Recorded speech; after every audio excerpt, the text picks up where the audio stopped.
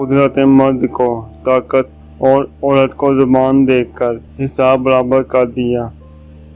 गुर्बत मर्द को नंगा कर देती है और पैसा औरत को। गुनाह का असल मरकज औरत का जिस्म और मर्द का दिमाग है। मैंने हसीन औरतों को आम तौर पर बेज़मीर और लालची पाया है। औरत को नाकिस और अक्ल कहने वाले औरत के किरदार पर अपनी अक्ल खो बैठते हैं।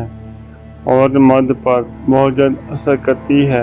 वो दिनों में नहीं घंटों में पागल हो जाता है और मर्द औरत पर बहुत देर बाद असर करता है और इतना गहरा असर करता है कि औरत सारी जिंदगी संभल नहीं पाती।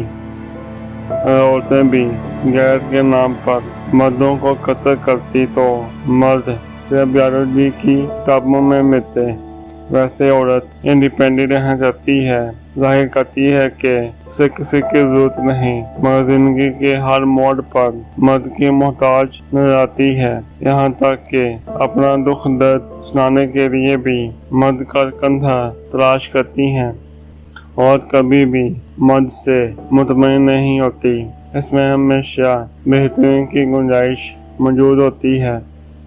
कम अक्ल औरत अपने शोहर को गुलाम बनाती है और खुद एक गुलाम की बीवी कहलाती है, जबकि अक्लमंद औरत अपने शोहर को बादशाह बनाती है और खुद उसकी मलका बनती है।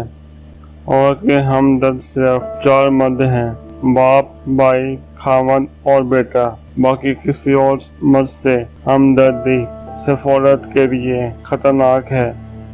औरत अमीर आदमी नहीं चाहती, खूबसूरत और शायर भी नहीं। वो एक ऐसा मर्द चाहती है जो उसकी आंखों को पढ़ सके, उसका हाथ अपने सीने दिल पर रख कर कह सके कि यहाँ तुम्हारा घर है।